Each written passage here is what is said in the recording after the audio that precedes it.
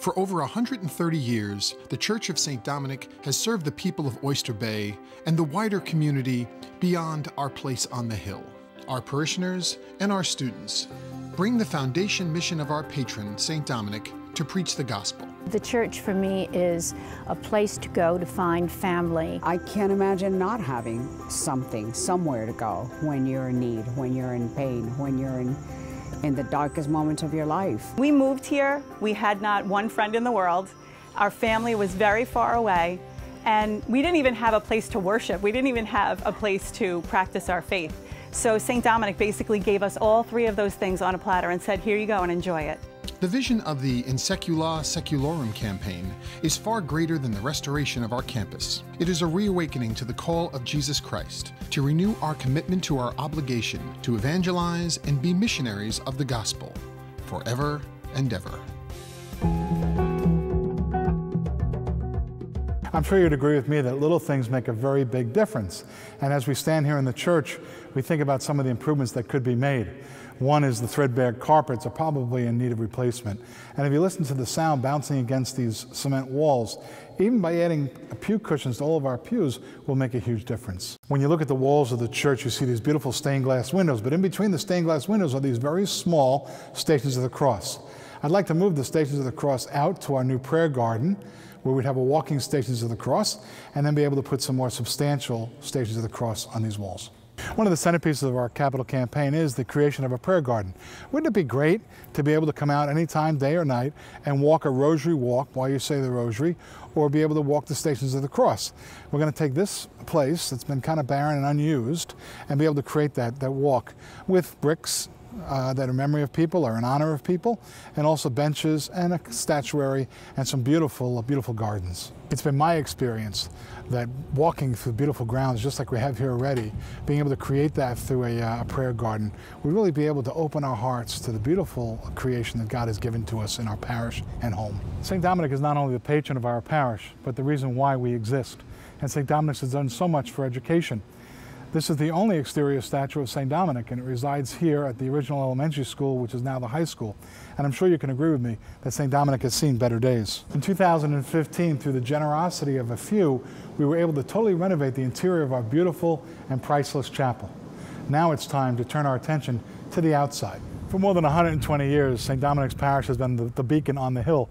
So much so you can even see that beautiful spire all the way from Connecticut. It's time to update the spire. It's time to repaint the exterior. It's time to redo the parish plaza. With your help, the help of not just a few, but many, we can bring this parish back up to the state that it belongs in. Hi, this is Ron Martorelli, Principal of St. Dominic Elementary and Middle School. I'm here in our elementary and middle school STEM lab, or what we envision to be our STEM lab. As you'll see around me, it's pretty empty right now. This is the place where we want to set up a robotics program. We have some 3D printers and expand our science laboratory capabilities. In addition to what we have here or what we need here, we're also in need of a new roof at the elementary school. We're trying to expand our playground facilities, and we have a host of other things that we're trying to do to improve and bring a better academic program to our students. During the past few years, we have made significant upgrades to our technology program, both in the parish and in our schools. Most recently, the Chromebook initiative has been met with wild success.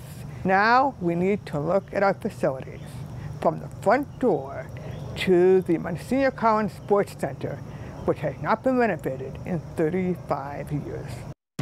The schools are in need of science equipment and supplies for grades 6 through 8 lab, greenhouse equipment and supplies, playground upgrade, social room restoration, renovation of high school admissions and administrative offices, media center equipment including computers and software for filmmaking, editing, podcasting, and music production.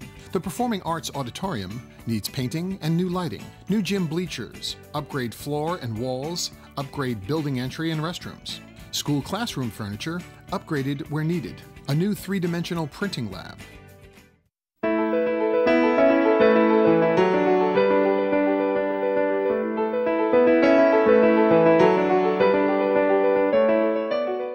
When my doorbell rings and somebody comes into the outreach program asking for food, we sit down and get to know the person a little bit.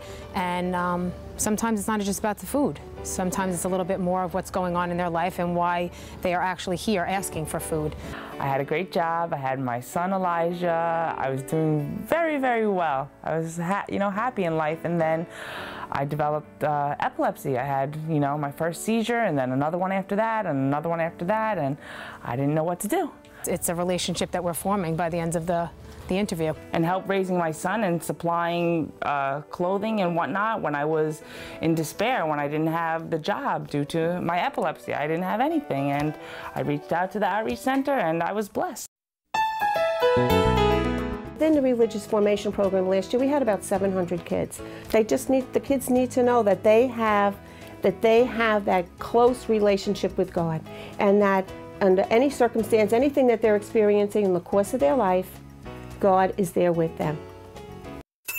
The main mission of Club 412 is to plant the seed of community service, spirituality, and social interaction with our teens today. Because they do absolutely dynamic, wonderful stuff with the kids, and it really is a launch pad, I think, for a lot of the kids to getting involved and staying involved, which is the important thing, in ministry for their own parish and for the church beyond. They've learned, what it means to be a Christian and a Catholic, and to be a little bit outside of themselves and thinking of others.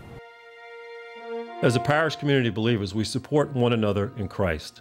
Certainly as we grow in faith, we're all being transformed, from birth to our resurrection. And it is in that process that God's grace is operative. And that grace is mediated through all of the men and women who make all of our sacramental, ministerial, and educational programs happen in this sacred space that we call the community of St. Dominic.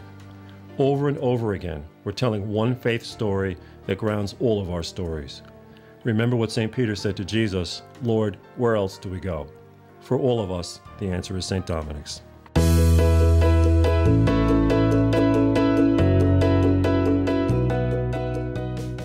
Faith is everything. Faith is what keeps us going.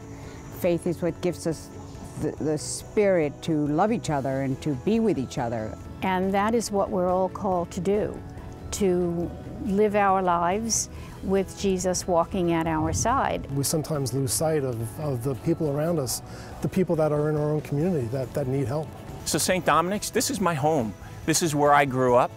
This is where I pray. I've received my sacraments here.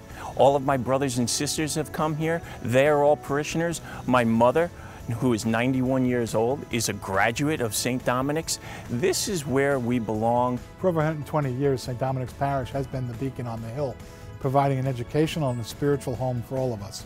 The parish was built on the shoulders of your parents and grandparents, and now it's our turn. Through a generous donation of a challenge grant, one of our donors will match dollar for dollar up to $2 million. Now it's our opportunity to act and to build and take St. Dominic's Parish into the future. I want to thank you very much for your prayerful consideration and your generosity, and be able to answer any questions that you might have.